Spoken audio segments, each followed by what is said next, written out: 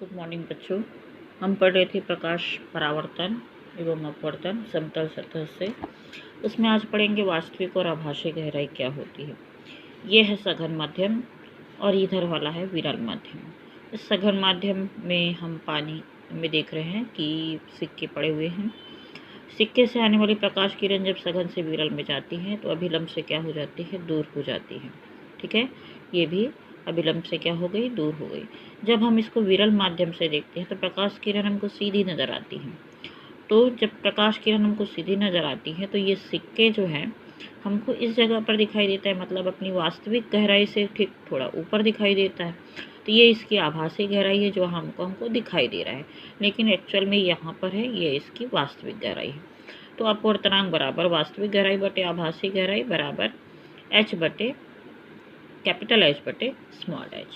अब हम देखेंगे उत्क्रमणिता का सिद्धांत क्या होता है। जब प्रकाश किरण को एक माध्यम से दूसरे माध्यम में प्रवेश कराते हैं तब वह अपने मार्ग से विचलित हो जाती है। मतलब जब हम विरल माध्यम से सघन माध्यम में जाते हैं तो वह अभिलंब की ओर झुक जाती है, और जब वो सघन से विरल में आती है तो अभिलंब से दूर हट जाती है। ठीक है, यदि इस प्रकाश के मार्ग का हम क्या करते, उत्क्रमण कर दिए, तो प्रकाश किरण जिस मार्ग से आती है उसी मार्ग से क्या हो जाती है, वापस लौट जाती है। इसे हम कहते हैं उत्क्रमणिता का सिद्धांत। अगला टॉपिक है हमारा क्रांतिक कोण या कोण तथा पूर्ण आंतरिक परावर्तन। क्रांतिक कोण क्या होता है, हम ये देखें कि सघन माध्यम से विरल माध्यम में प्रकाश किरण प्रवेश करती है तो अभिलंब से दूर हटती है। तो ये इधर नीचे सघन माध्यम है और ये विरल माध्यम है। जब प्रकाश किरण सघन माध्यम से आपतित होती है तो अभिलंब से क्या हो गई, दूर हो गई। और जैसे जैसे हम क्या करते हैं, आपतन कोण का मान बढ़ाते जाते हैं तो अपवर्तित किरण भी जो है वो क्या हो जाती है, अपवर्तन कोण भी बढ़ते जाता है। तो जब अपवर्तन कोण का मान 90 अंश हो जाता है, मतलब ये किरण अपवर्तित किरण इस जगह पर आकर रहती है, तब ये 90 अंश का कोण बनाती है और इस कोण को हम क्या कहते हैं, क्रांतिक कोण कहते हैं। ठीक है, अब हम देखेंगे पूर्ण आंतरिक परावर्तन क्या होता है। तो इसी स्थिति में जब ये 90 अंश से नीचे आ जाती है, मतलब जिस माध्यम से गई रहती है और उसी माध्यम में वापस आ जाती है, उसे हम पूर्ण आंतरिक परावर्तन कहते हैं। तो पूर्ण आंतरिक परावर्तन किसे कहते हैं, जब प्रकाश किरण सघन माध्यम से विरल माध्यम में प्रवेश करें तथा उसका आपतन कोण क्रांतिक कोण से अधिक हो जाए तो प्रकाश उसी माध्यम में आंतरिक रूप से परावर्तित हो जाती है, उसे हम पूर्ण आंतरिक परावर्तन कहते हैं। ठीक है, उसके बाद हम लोग देखेंगे इसके लिए कौन कौन सी आवश्यक शर्तें हैं। तो पहली शर्त है प्रकाश किरण सघन माध्यम से विरल माध्यम में जाना चाहिए, जब भी प्रकाश का पूर्ण आंतरिक परावर्तन होगा। यदि वो विरल से सघन में जाएगी तो पूर्ण आंतरिक परावर्तन नहीं होगा। दूसरा शर्त है आपतन कोण का मान क्रांतिक कोण से अधिक होना चाहिए।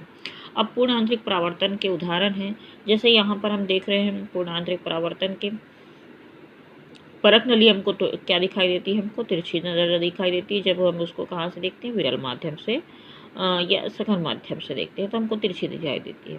फिर इसी प्रकार से मृग तृष्णा या मरीचिका क्या होता है, गर्मी के दिनों में जब हम गर्मी के दिनों में मनुष्य को दूर पर स्थित खजूर का वृक्ष का उल्टा प्रतिबिंब दिखाई देता है, जिससे मनुष्य समझता है कि वह उस वृक्ष के पास क्या हो, जल हो। तो वो प्यासा होता है और उस वृक्ष के पास जाता है, लेकिन उस वृक्ष के पास उसे पानी नहीं मिलता।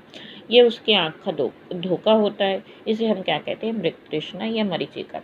लेकिन ऐसा क्यों होता है, इसके लिए हम थोड़ा सा देखेंगे कि ये खजूर का वृक्ष है जो ऊपर से नीचे की ओर क्या कर रहा है, प्रकाश किरण को क्या यहाँ से यहाँ प्रवेश कर रही है। तो जैसे जैसे हम प्रकाश किरण जैसे जैसे हम धरातल से ऊपर जाते हैं तो गर्मी के दिनों में ऊपर की वायु ठंडी होने के कारण सघन होती है और भूमि को स्पर्श करने वाली वायु जो है गर्म होने के कारण विरल होती है। तो जैसे जैसे हम ऊपर जाएंगे वायु कैसे होती जा रही है, सघन होती जाती है और नीचे की वायु विरल होती जाती है। तो खजूर के वृक्ष से आने वाली प्रकाश किरण जो है अलग अलग घनत्व की हवा की परतों के कारण इसका क्या क्या हो रहा है, अपवर्तन होते जा रहा है। अपवर्तन होने के कारण ये कहाँ से कहाँ प्रवेश कर रही है, सघन से विरल में प्रवेश कर रही है। तो जब ये सघन से विरल में प्रवेश करती है तो भिन्न भिन्न हवा की घनत्व की हवा की परतें समांतर रेखा में हमको क्या कर रही है, दिखाई दे रही है। जैसे जैसे प्रकाश किरणें आगे बढ़ती है आपतन कोण का मान क्या होते जाता है, बढ़ते जाता है। आपतन कोण का मान बढ़ता है तब एक स्थिति ऐसी आती है जब आपतन कोण का मान क्रांतिक कोण से ज़्यादा हो जाता है और उस किरण जो है उसी माध्यम में पूर्ण आंतरिक परावर्तन हो जाती है। इसी प्रकार कंक्रीट की पक्की सड़कों पर भी हमें आपने मरीचिका बनते देखा होगा। जब हमें कभी धूप के समय गर्मी के दिनों में हम जाते हैं तो देखते हैं कि पानी पड़ा हुआ दिखाई देता है, तो वो इसी कारण दिखाई देता है। ठीक है, तो ये हो गया हमारा क्वेश्चन लेसन ख़त्म। अगले लेसन में हम इसकी क्वेश्चन आंसर देखेंगे।